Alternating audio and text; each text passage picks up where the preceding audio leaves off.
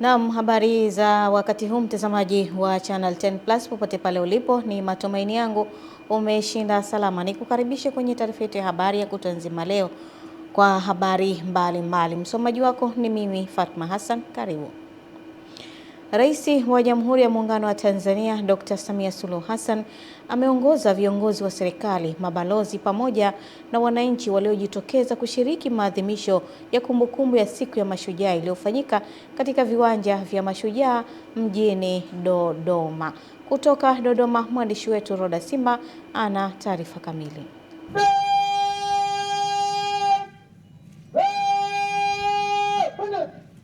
Katika maadhimisho hayo viongozi mbalimbali wa kitaifa wameshiriki, akiwemo makamu wa rais Balozi Dr. Emmanuel Nchimbi, rais wa Zanzibar na mwenyekiti wa Baraza la Mapinduzi Dr. Hussein Ali Mwinyi, pamoja na mawaziri, wakuu wa vyombo vya ulinzi na usalama, mabalozi na viongozi wa taasisi mbalimbali za umma na binafsi.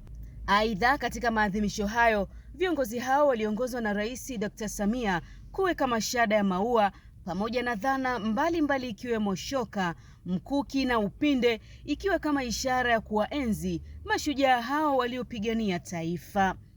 Baadhi ya mashujaa waliopigania uhuru akiwemo Brigedia Jenerali mstaafu Wilfred Kabunda amesema katika kuwaenzi mashujaa waliopigania uhuru wa nchi ni vyema vijana kuendelea kutunza amani, huku Brigedia Jenerali Mel Hiki akitoa nasaha zake kwa Watanzania. Mimi nawasihi vijana wawe wazalendo kwa nchi yao, wawe wazalendo kwa nchi yao, kwa sababu hatuna Tanzania nyingine, ni hii tulio nayo. Kwa hiyo tutunze amani tulio nayo kwa wivu mkubwa sana. Nasaha zangu kwa Watanzania, kwanza labda niseme vita vile tulishinda kwa sababu ya umoja wa Watanzania. Kwa sababu baada ya Mwalimu kutangaza vile vita, Watanzania kwa ujumla wake walijitokeza kwa hali na mali. Kuna waliotoa ng'ombe, kuna waliokuwa wana vyombo vya usafiri, walitoa magari yao, malori, mabasi, kwa sababu wakati huo sisi tusingeweza jeshi peke yetu. Kwa hiyo hamasa ya Watanzania, kikubwa ambacho kilitufanya tukashinda ile vita ni umoja wa Tanzania, ndio ilikuwa kitu kikubwa.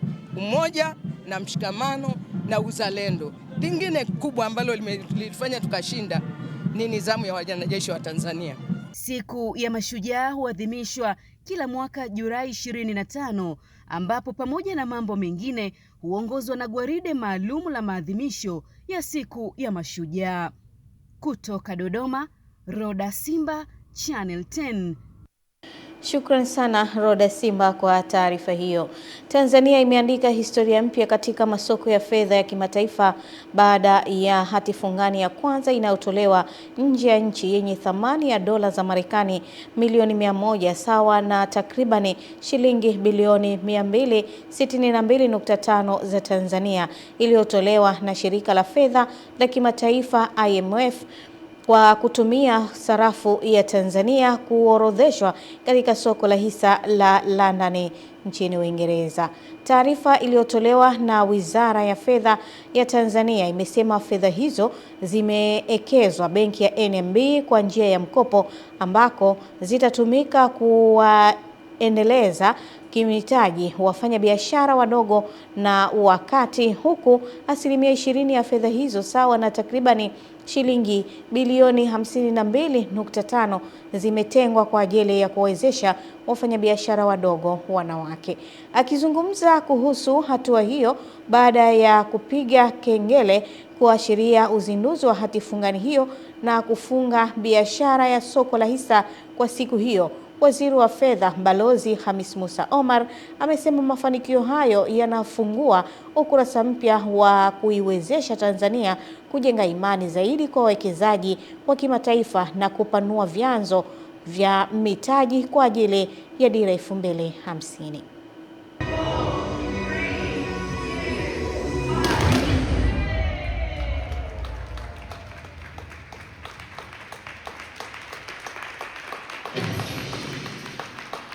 Maana yake ni kwamba sasa Tanzania itapata fursa ya kutumia kwa uwekezaji kutoka nje ambao utatumia shilingi yetu. Lakini tumezoea hati fungani nyingi ambazo zinatolewa, mara nyingi inakuwa ni kwa ajili ya serikali kwenye miradi yake ya maendeleo. Lakini kwenye hati fungani hii ambayo imetolewa kupitia shirika la fedha la kimataifa FC kwa mashirikiano na benki yetu ya NMB, itatumika zaidi kwenye uendelezaji wa sekta binafsi.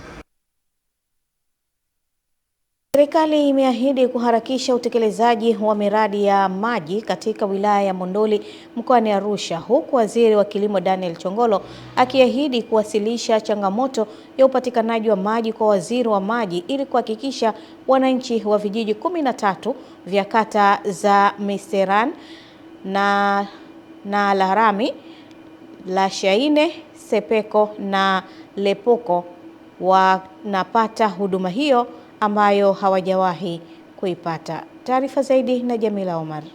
Akikagua miradi ya maendeleo inayotekelezwa chini ya serikali ya awamu ya 6 wilayani Monduli, Waziri wa Kilimo Daniel Chongolo amesema serikali haitaacha wananchi waendelee kukabiliwa na changamoto ya maji, akieleza kuwa atashirikiana na Wizara ya Maji kuhakikisha mradi wa maji wa Makuyuni pia unakamilika na huduma inawafikia wananchi kwa wakati. Najua changamoto ya maji Umasaini. Waziri wa Maji si tu waziri mwenzangu, ni rafiki yangu mkubwa, anaitwa Mheshimiwa Juma Aweso.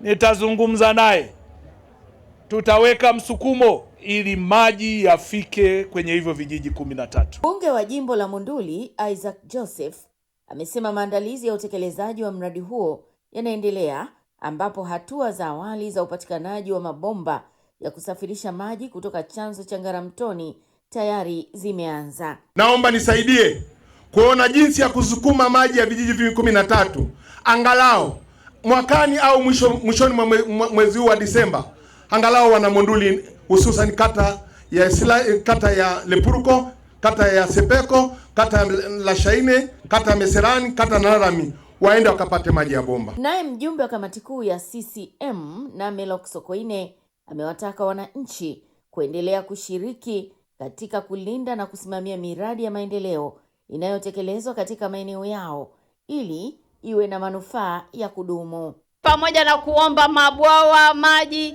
tunahitaji majosho ya kuogeshea mifugo yetu, kwa sababu tunatenga ardhi, tunachimba mabwawa, lakini mifugo inapata magonjwa kupe. Jamila Omar, Channel 10, Monduli. Wakazi wa kijiji cha Kasota kata ya Bugulula wilayani Geita mkoani Geita wameipongeza serikali kwa kuanzisha huduma ya mionzi katika kituo cha afya Kasota, hatua ambayo itamaliza changamoto ya usafiri umbali mrefu kufuata huduma hizo katika hospitali za Nzera na Geita. Tupate taarifa kamili. Wakizungumza kuhusu ujenzi wa jengo la huduma ya mionzi katika kituo cha afya Kasota, wananchi hao wamesema kukamilika kwa mradi huo na kuanza kutoa huduma kutapunguza adha ya usafiri, kuokoa muda na gharama. Itatupunguzia mambo mengi, usafiri kutafuta huduma hii. Maana tulikuwa tunapata changamoto kubwa sana. Umepata tatizo kubwa mpaka uende Nzera au uende Geita. Lakini kwa sasa tukishakuwa na X-ray, tukishakuwa na ultrasound, ni rahisi hata wakaunga wengine ambao tulikuwa tunasafirishwa bila kujua, tutakuwa tunawatibu hapa bila kuwapeleka sehemu nyingine. Waziri wa Madini Mheshimiwa Anthony Mavunde, ambaye pia ni mlezi wa mkoa wa Geita katika shughuli za maendeleo, ametembelea na kukagua maendeleo ya ujenzi wa jengo hilo linalojengwa kwa gharama ya zaidi ya shilingi milioni 100. Mradi huu unajengwa kwa fedha za mapato ya ndani kwa gharama ya shilingi milioni 100 hadi kukamilika kwake, ambapo utekelezaji wake unafanyika kwa njia ya force account. Sasa mgonjwa anapofanyiwa upasuaji hapa, inawezekana ikatokea changamoto, hatuna gari la wagonjwa. Baada ya kukagua mradi huo na kuweka jiwe la msingi, Mheshimiwa Mavunde amesema serikali itaendelea kuimarisha miundombinu ya sekta ya afya ili kuhakikisha wananchi wanapata huduma bora kwa karibu. Mwezi wa 8 jengo liwe limekamilika ili taratibu za kuanza kuchukua mashine ya X-ray kuleta hapa zianze mara moja. Napongeza kuona mradi wetu wa jengo la mionzi limejengwa kisasa na elekea kukamilika. Jengo hili la mionzi litakuwa mkombozi kwa wakazi wa eneo hili. Kutoka hapa Geita, mimi Nemrisho Sadik. Serikali kupitia bodi ya chai imewataka wakulima wa zao la chai wilaya ya Rungwe mkoani Mbeya kuwa watulivu wakati huu ambapo ipo katika hatua za mwisho za mchakato wa kurejesha kiwanda cha chai cha Watco. Salumu Mkambala anaarifu zaidi. Akizungumza jijini Dar es Salaam, mkurugenzi mkuu wa bodi ya chai Beatrice Banzi ameeleza mchakato wa kurejesha uzalishaji wa chai uliosimama zaidi ya mwaka mmoja na kumpata mwekezaji mpya utasimamiwa na benki ya CRDB. Hatua hiyo imekuja baada ya kufanyika kikao cha makubaliano ya pamoja baina ya wadau wa chai wakiwemo chama cha ushirika wa chai Rungwe na Busokelo, benki ya CRDB, Watco na Tatepa. Kwa ubora wetu wa chai yetu na tuzidishe ubora wa chai tuweze kupata bei ambayo hata wenzetu wakiwa wakati wanasimama wakisubiri potential investor akute wakulima wanazalisha chai nzuri na kwa wingi. Akizungumza kwa niaba ya wananchi wa wilaya ya Rungwe, mbunge wa Busokelo Lutengano Mwalwiba amewapa pole wakulima wa chai kwa shida walizozipata wakati kiwanda hicho kiliposimamisha uzalishaji wa zao hilo. Kwa hiyo mimi niwape matumaini wananchi kwamba wa Rungwe na maeneo mengine ambao walikuwa wanategemea uendeshaji wa vile viwanda kwamba jambo hili limechukua nafasi nzuri na tunategemea kwamba litaleta matokeo mazuri kwa watu wa pande zote. Kwa wale ambao mashamba tayari walikuwa wameyatengeneza waendelee tu kujiweka sawa, mwezi wa 9 huo tayari waingie mashambani. Salumu Mkambala, Channel 10. Asante Salumu Mkambala. Wananchi wa kijiji cha Ngumbulu kata ya Isongole wilaya ya Rungwe mkoani Mbeya wameamua kuanza wenyewe matengenezo ya barabara yenye urefu wa kilomita 10 kwa kusambaza mawe na kufikia mashimo ili kupitisha mazao yao ya biashara na chakula ili kurahisisha kutoka mashambani. Rosi Chapewa anafafanua zaidi. Hawa ni wananchi wa kijiji cha Ngumbulu wakitafuta mawe na kuyakusanya kwa ajili ya matengenezo ya barabara. Wananchi hawa pia wamejichangisha na kupata fedha kisha kukodisha mashine kwa ajili ya matengenezo. Channel 10 imefika katika kijiji cha Ngumbulu na kuzungumza nao. Amua kufanya hii kazi ya maendeleo kwa sababu tayari tumeona tuna changamoto ya kutoa mazao yetu kwenye eneo la kijiji chetu. Na tunalipa ushuru halmashauri, lakini halmashauri kwa muda mrefu imekuwa haikumbuki barabara hizi kuzitengeneza. Tumehamasika kukodi lile greda baada ya kuona tumesahaulika kiukweli. Kijiji chetu kiko mwishoni mwa wilaya yetu ya Rungwe, lakini ni kijiji kinachozalisha mazao mengi sana. Wamesahau kama huku kuna mazao na kuna wananchi. Naomba kwamba barabara itengeneze kutoka Ngumbulu mpaka Isongole mpaka Busokelo ili ushuru uende kwenye wilaya yetu. Sasa tunapeleka Igoma ambako sio wilaya yetu. Nimezungumza na baadhi ya viongozi wa kata ya Isongole pamoja na kijiji cha Ngumbulu. Hali ya miundombinu ya barabara kwenye kata yangu ni mbaya. Kuzingatia barabara inayotoka Idweni kuja hapa Ngumbulu. Kweli miundombinu imekuwa ni michakavu, imekuwa ni shida. Tutaendelea kusukuma, tutaendelea kupaza sauti kama mimi mwakilishi wao, tutaendelea kupaza sauti mpaka kwenye baraza madiwani, lakini tutaenda kujenga hoja ili wananchi hao tuendelee kuwashika mkono. Miundombinu ya barabara ya Ngumbulu kwa kweli ni mbaya. Ni muda mrefu kama halmashauri imetusahau. Kutoka hapa katika kijiji cha Ngumbulu, halmashauri ya wilaya ya Rungwe mkoani Mbeya, mimi ni Rosi Chapewa wa Channel 10. Na mtazamaji, tukielekea huko Madagascar, serikali ya Madagascar imetenga siku ya maombolezo ya kitaifa na mapumziko ya kulipwa kufuatia ongezeko la matukio ya utekaji na kutoweka kwa watu yaliyotikisa nchi hiyo. Hatua hiyo imechukuliwa baada ya watu 6 waliokuwa wametekwa na kuuawa, tukio lililozua hofu kubwa na kufufua wasiwasi kuhusu hali ya usalama nchini humo. Serikali imeahidi kuimarisha usalama huku Rais Kanali Michael Nandrianina akisema matukio hayo ni jaribio la kuvuruga utulivu wa kisiasa. Katika maombolezo hayo, bendera zimeshushwa nusu mlingoti, shughuli za burudani zimesitishwa na ibada za pamoja imefanyika jijini Antananarivo kuwakumbuka waathiriwa.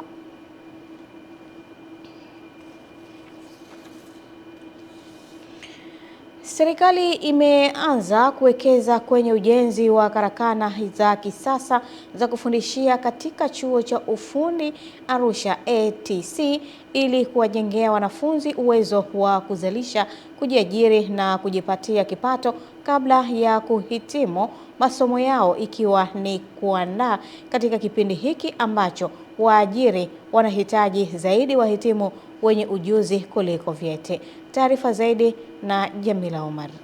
Naibu Katibu Mkuu wa Wizara ya Elimu, Sayansi na Teknolojia anayeshughulikia elimu, Dr. Hussein Mohamed Omar, akizungumza baada ya kutembelea chuo cha ufundi Arusha, amesema ujenzi wa karakana ya viwanda katika chuo hicho utabadilisha mfumo wa mafunzo kwa kuwawezesha wanafunzi kujifunza kwa vitendo. Na ujenzi huu kama mnavyoona ni teknolojia ambayo haipo hapa nchini. Teknolojia ambayo imetoka Australia, kwa maana ya kuanzia namna wanavyojenga, lakini kubwa kuliko yote ni namna gani sasa wanafunzi wetu wale ambao pengine wanaweza kuwa na changamoto ya ada wanaweza kutumia fursa hii kuweza kujenerate income ambayo ikawasaidia kwenye kulipa ada. Tumeona kwamba hapa kitakuwa ni kiwanda ambacho kinazalisha kwa ajili ya kwenda sokoni, lakini wale wanafunzi wanaosoma chuoni hapa itakuwa ni sehemu ya uzalishaji, na ajira wanaoipata hapa kwenye uzalishaji wakati wako chuoni, kile kipato chao inakuwa ni sehemu ya complement. Mkuu wa chuo cha ufundi Arusha, Profesa Musa Chacha, amesema karakana hiyo ni sehemu ya utekelezaji wa Dira ya Taifa ya Maendeleo 2050 na sera ya elimu, akieleza kuwa itawezesha wanafunzi kupata uzoefu wa moja kwa moja katika uzalishaji na kuhitimu wakiwa na ujuzi. Vijana wakishajifunza kule kwenye workshop waanza kufundishia, wanakuja kwenye hiyo karakana, kazi yake ni kuzalisha vitu halisi, na vitu hivyo vitauzwa kwa ajili ya matumizi hapa nchini na nchi nyingine ambazo zinahitaji. Mfano kama sasa hivi tayari tuna uzalishaji wa water, mita janja za maji zitaendelea kuzalishwa kule. Kwa hiyo vijana watakuwa kusoma chuo cha ufundi Arusha, watasoma kwenye karakana na kwenye maabara, lakini wataenda kufanya hizo kazi za kuzalisha hizo mita janja katika hiyo workshop.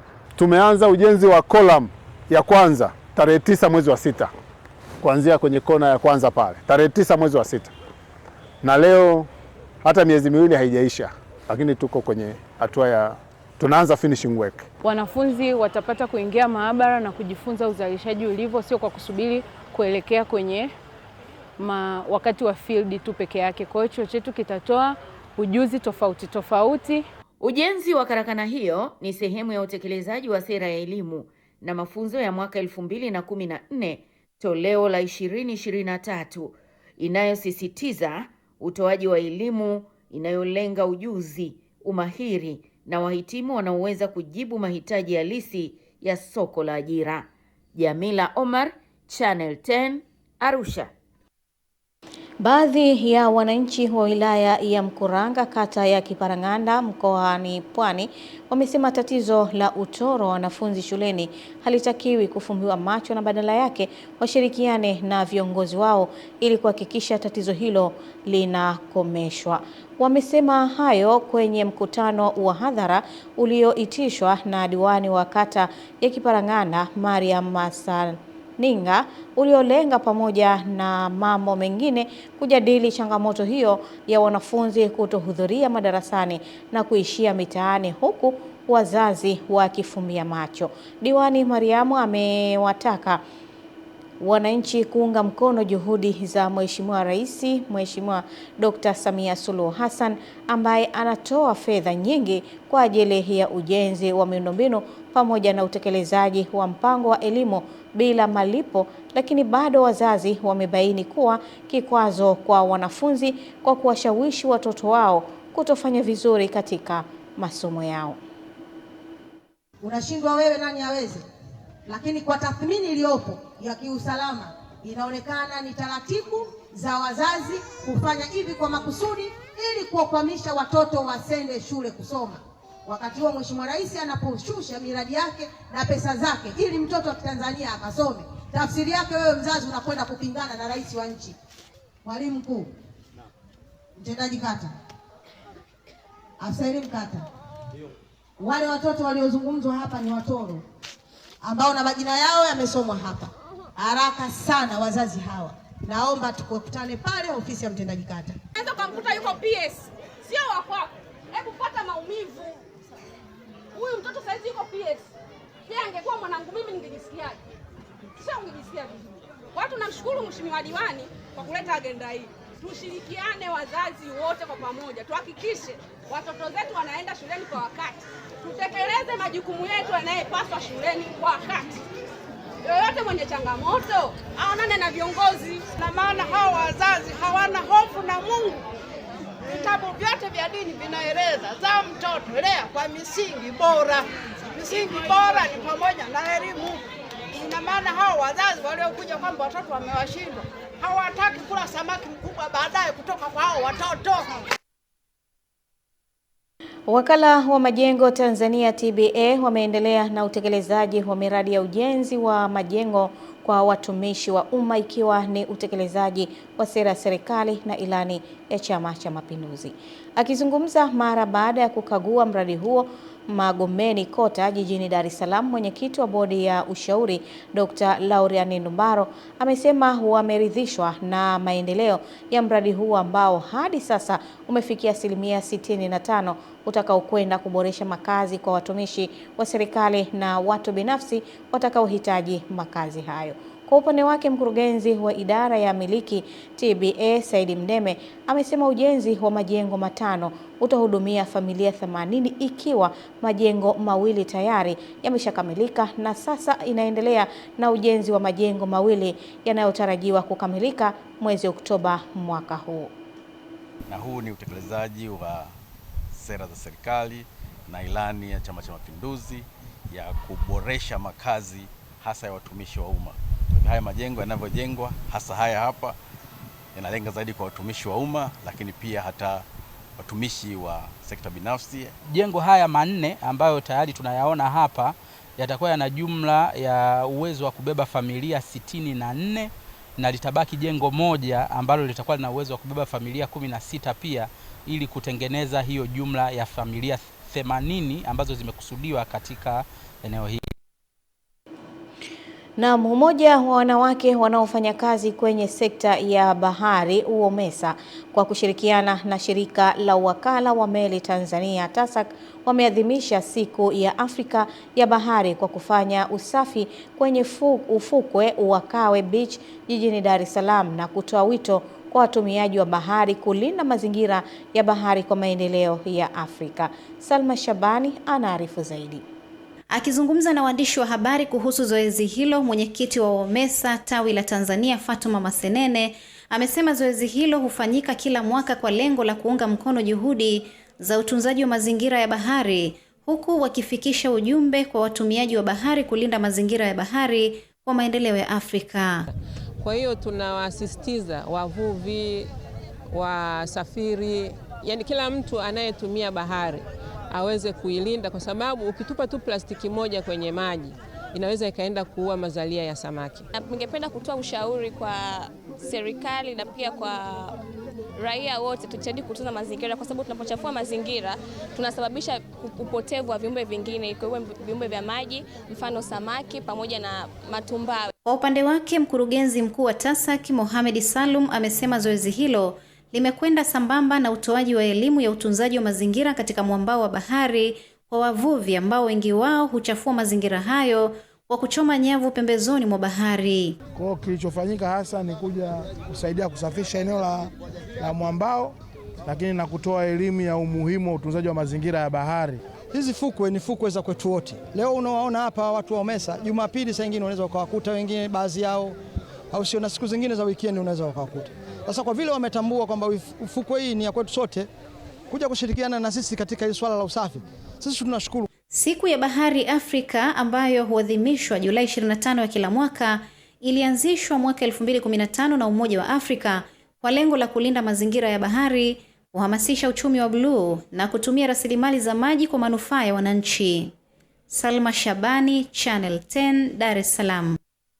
Waziri wa elimu wa India Dharmendra Pradhan amejiuzulu kufuatia wiki kadhaa za maandamano ya wananchi waliokuwa wakimtaka aondoke madarakani kutokana na madai ya kuvuja kwa mitihani ya kujiunga na vyuo na dosari katika mfumo wa elimu.